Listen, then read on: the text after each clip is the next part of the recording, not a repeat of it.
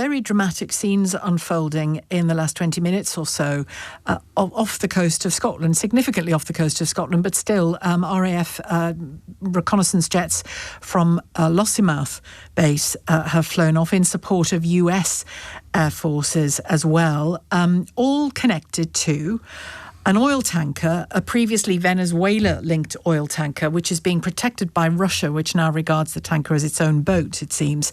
And Reuters are reporting that the US is now attempting to board, or has succeeded in boarding, that oil tanker. Not clear yet whether UK forces have been involved in any boarding of the tanker, but they're clearly involved in support of the US in all of this. So this is getting very complex indeed. That connection to events in Venezuela, not just the ones of the weekend, but to the whole row over oil and sanctions on tankers and the like.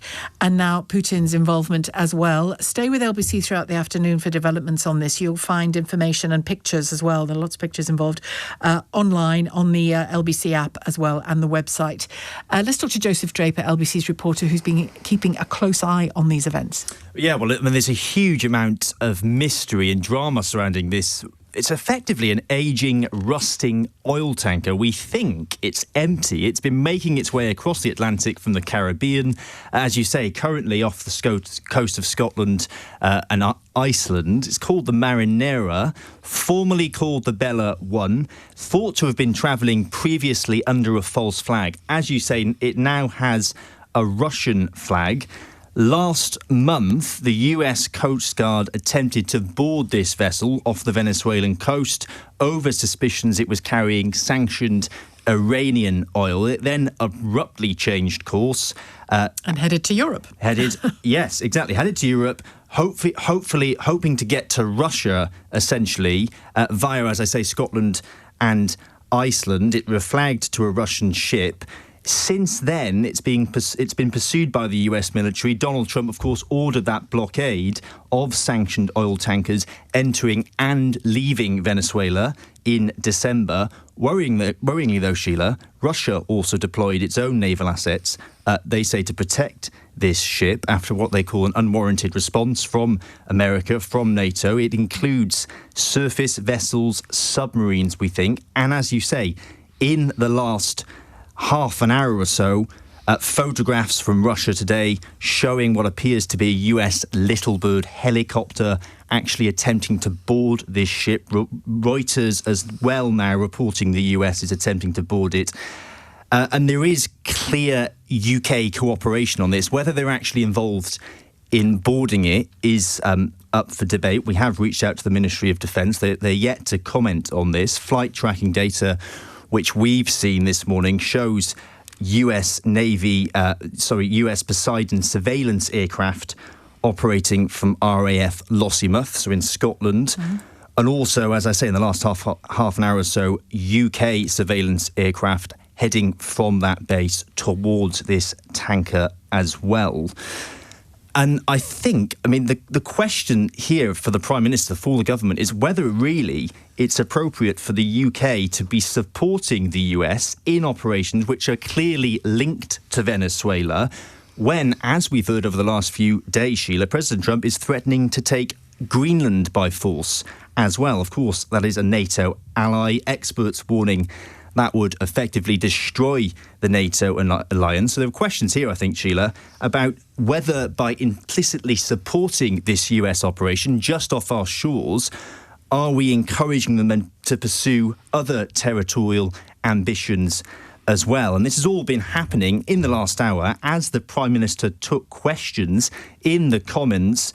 Fiery exchanges, as we heard, with Kemi Badenoch, leader of the opposition, Sir Ed Davey from the Liberal Democrats as well, about whether he's being robust enough with President Trump. The future of Greenland is for Greenland and the Kingdom of Denmark, and for Greenland and the Kingdom of Denmark alone. And yesterday, he will have seen that I put out a statement to that effect, along with fellow allies in Europe. And of course, NATO is hugely important, the single most effective and important military alliance the world has ever known.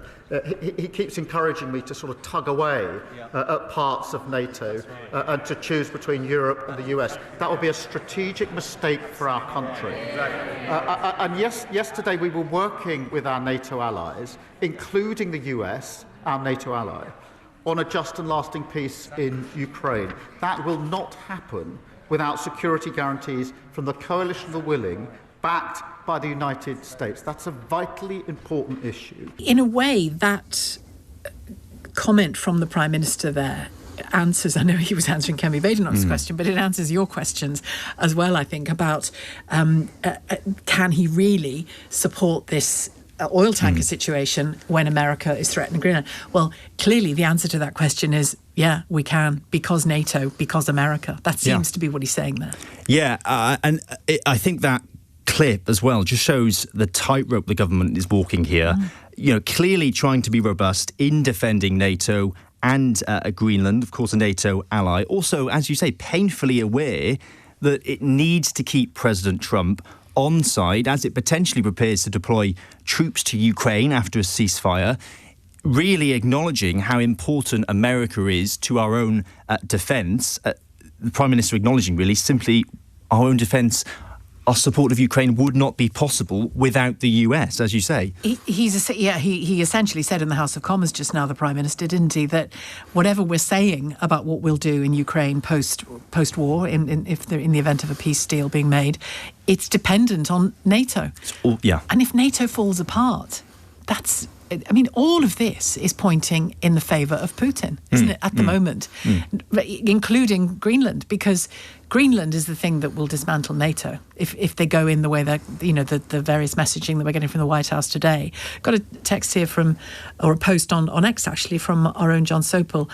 Don't wish to be hyperbolic, he says, but if US special forces are intercepting and seeking to board a now Russian-flagged tanker, apparently with submarine escort, then that is a confrontation of Cold War proportions. And I'll add another if to that, if John forgives me.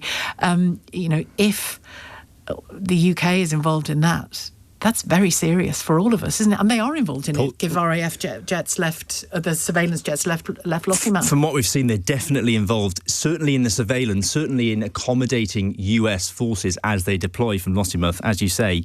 Huge implications of that. This is happening as we speak. The outcome is far from obvious. But as I say, Russia has got assets tracking this vessel.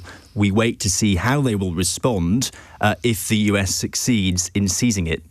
And just to remind people that this is a changing situation, obviously, moment by moment. They can catch plenty of information, both here in conversation with us, but on the LBC app and on the LBC website as well. And a bit more on Greenland before you go, Joseph, because it begs so many questions, doesn't it? What America, the White House statement overnight saying that, plans are afoot, basically. We are going to get it. We need it. We're going to take it, is the message clearly coming out of the White House. Yeah, and they've been quite consistent with that messaging, haven't they? They've been quite strong with it, that they need this territory. They claim. They claim that they need it. It is essential to their national security. The White House appointing in the last few weeks an envoy who says his express purpose is to make Greenland part of the US. And let's not forget, J.D. Vance went there uninvited, didn't he, briefly? Yeah, certainly trying to have an increased presence in Greenland. Yeah. And as you say, huge implications for us in the UK, because if a NATO territory is invaded by America, experts are warning that would effectively lead to the end of the alliance. How can it not?